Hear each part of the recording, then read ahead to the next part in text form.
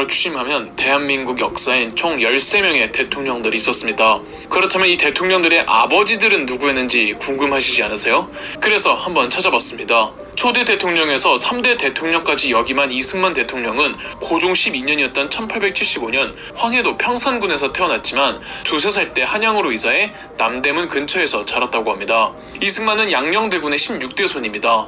이승만의 아버지는 이경선으로 양녕대군의 15대 손이겠죠? 그것도 양녕대군의 반계예요. 이 집안은 일찌감치 오랫동안 벼슬을 하지 않았던 그다지 볼품있는 집안은 아니었답니다. 아버지 이경선 역시 평생 벼슬을 하지 않은 그저 선비 한학자에 불과했는데 조선 말의 선비는 그 체면이 떨어질 대로 떨어져 있었기에 대단한 신분인 것도 아니었습니다. 이승만도 선비로 커가며 조선시대의 마지막 과거 시험에 응시했는데 떨어졌다죠. 그러나 이승만은 집안 분위기나 학풍과는 다르게 개화사상에 경도되어 구한말 독립협회에서 활동하다가 투옥되었는데 이때 아버지 이경선이 이리저리 구명운동을 벌였다고 합니다. 덕분에 사형만은 면했지만 이승만은 5년간의 감옥살이와 고문을 당했다고 하죠. 이후 이승만은 미국으로 유학을 가고 1910년 일제강점기가 시작되자 잠깐 식민지 조선에 귀국한 후 1911년 하와이로 다시 건너가지만 이승만이 하와이에 있던 사이 1912년 아버지 이경선이 숨을 거둡니다. 개화 사상을 적극 주장했던 이승만과는 달리 선비로서 남기를 원했고 집안 자체의 사회적 힘도 없던 아버지 이경선은 조용히 평생을 지낼 뿐 별달리 역사에 기록될 만한 업적을 하지는 않았습니다. 거기에 이경선은 노는 것도 좋아해서 여기저기 놀러 다니고 지인들에게 돈을 마구 빌려주어 이승만은 어릴 적 유복하게 자라진 못했다고 하네요. 4대 대통령 윤보선의 아버지는 윤치소로 이승만 대통령과는 다르게 구한말 아주 명망 있는 집안이었습니다. 윤보선의 아버지 윤치소는 개화기 시대에 빠짐없이 등장하는 한 사람인 윤치호의 사촌 동생입니다. 이 집안 대대로 유복한 명문 가문이었으며 윤보선의 아버지 윤치소는 동학농민운동 당시 충청도에서 동학토벌군에 투입되기도 했었답니다. 윤치소는 사업 수완이 대단히 좋았다고 합니다. 윤치소는 경성 방직회사를 설립해 돈을 모으고 그 돈으로 경성신문이라는 신문사도 창간했다고 하죠. 기업가와 관료로서 동시에 활동하던 윤치소는 1905년 을사조약 후 관직을 사퇴하고 고향 충청도 아산에서 만석군 대지주로 가산을 관리하는 일에 전념합니다. 일제강점기 이후로는 광업주식회사, 동양서원 출판사, 경성직류 주식회사 등 기업가로서 활동하다가 이 돈으로 여러 학교를 설립하기도 합니다. 그런데 일제강점기 말이 되면 친일의 길을 걷는데요. 이런 갑부를 총독부에서 가만둘 리가 없겠죠. 이 총독부의 국방기금에 거액의 돈을 여러 차례 기부했다고 합니다. 사촌형이었던 윤치호 역시 조선 총독부를 위해 일한 전적도 있고요. 윤치소는 친일 임명사전에 등재되었죠. 그러나 윤치소의 아들 윤보선은 일제강점기 시절 총독부의 러브콜을 계속 거절했고 창씨 개명조차 끝까지 거부했습니다. 창씨 개명 거부는 사회에서 매장되는 일이었기에 굉장히 어려운 일이었거든요. 윤치소는 1944년 해방되기 1년 전 사망합니다. 5에서 9대 대통령 박정희는 일제강점기 초창기였던 1917년 경북 구미에서 태어났으며 아버지는 박성빈입니다. 박정희는 형제자매 중 막내로 태어나 박정희 부모가 40대가 넘는 나이에 낳은 그 당시로 따지면 엄청난 늦둥이였죠. 박정희 가문은 소론 계열의 몰락 양반 가문으로 박성빈은 서울로 올라가 일거리를 찾던 와중 효력 부위라는 말단 군관직에 임명되었다고 합니다. 무과에 급제했다는 말도 있고요. 그러나 박성빈은 구한말 무능한 조선 정부의 환멸을 느끼곤 1894년 동학농민운동에도 참여하였다가 체포됐는데 구사일생으로 살아 도망쳤다고 하죠. 박성빈의 말빨이 장난이 아니었다고 하네요. 그러다 목숨만 부지했을 뿐 이후 박성빈은 아내와 함께 칠곡, 구미 등에서 소작농으로 매우 가난하게 살면서 박정희 형제 자매를 낳았다네요. 이마저도 박성빈은 아무것도 하지 않았고 박정희의 친모 백남이가 악착같이 소작하며 아이들을 키워냈다고 합니다. 박성빈은 막둥이의 결혼을 빨리 보고 싶다며 자기 친구 딸을 박정희와 강제로 결혼시켰는데 금슬이 좋지 않아 나중에 박정희는 이혼합니다. 박성빈은 계속 술에 찌들어 살다가 1938년 사망합니다. 10대 대통령 최규하도 그 집안 대대로 명문가 선비 집안이었습니다. 할아버지가 성균관 박사로 유명한 한학자였다고 하며 할아버지 최재민으로부터 효경, 소학, 논어, 맹자, 대학, 중용 등을 공부했다고 합니다.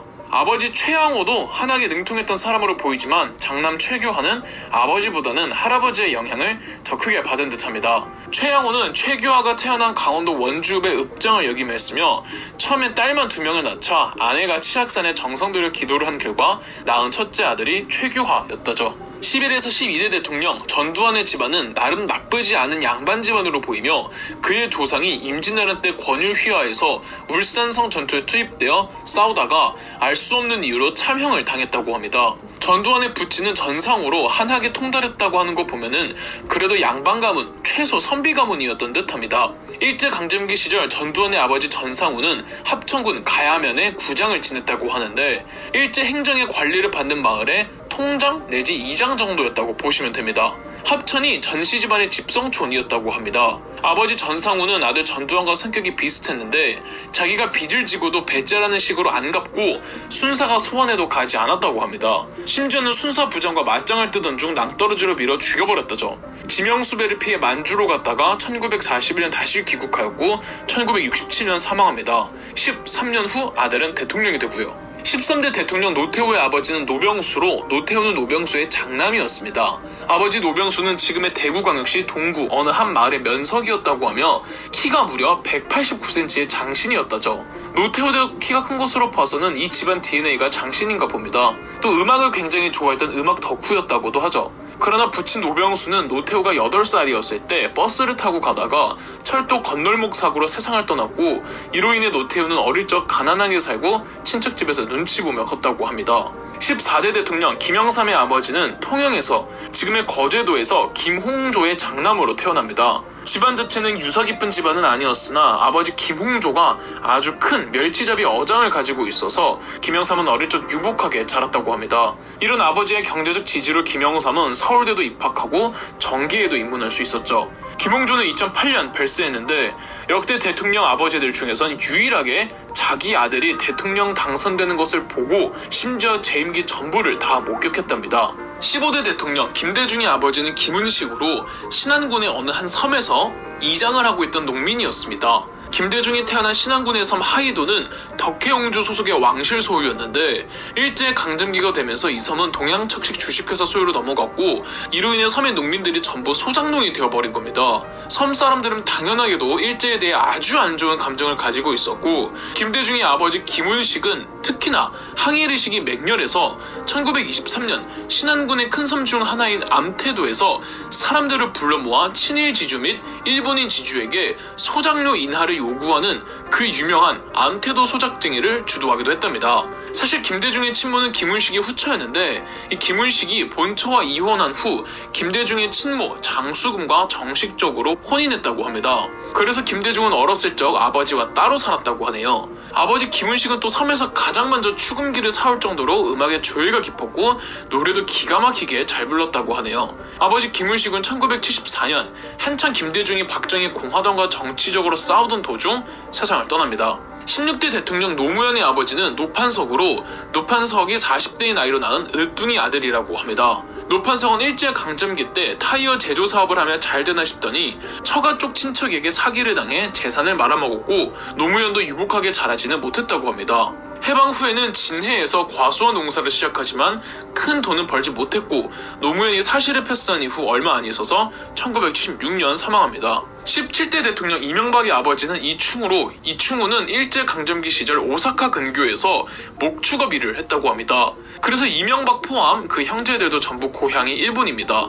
해방 후에는 가족을 데리고 배를 타고 귀국하는데 배가 가라앉아 목숨만 부지하고 재산은 전부 잃었다고 합니다. 그래도 귀국 후 목장에 취직하지만 한국 전쟁 때 목장이 사라지고 전쟁 때 이명박의 누나와 남동생을 잃었다고 합니다. 이후 이충우는 옷감 상인으로 돈을 벌지만 이마저도 잘 안됐고 일가족 전체는 매우 가난했죠. 이명박도 젊은 시절 생계 유지에 힘을 보태야 해서 서울에서 일을 하다가 대학교에 대한 목표가 간절해 고려대에 원서를 넣었는데 덜커덕 합격했고 가난한 아이가 대학교에 입학했다는 일화에 이태원 시장 상인들이 알바 일거리를 주며 학비를 벌었다고 합니다. 이명박의 아버지 이충우는 1981년 이태원에서 사망합니다. 18대 대통령 박근혜 대통령의 아버지는 박정희 전 대통령이니까 넘어가겠습니다.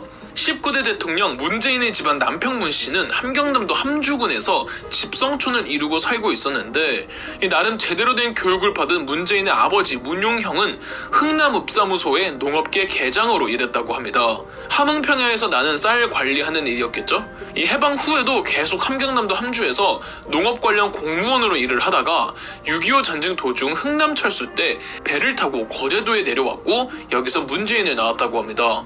이후 문용형은 한국전쟁이 끝날 때까지 거제 포로수용소에서 일을 하다가 몇 년 후 부산 영도로 이사를 갔고 1978년 사망합니다. 20대 대통령이 될 윤석열 당선인의 아버지 윤기중은 연세대학교에서 경제학 석사까지 지낸 학자였습니다. 이후로 연대 응용통계학과 교수로 재직했으며 현재는 명예교수가 되었다고 하네요.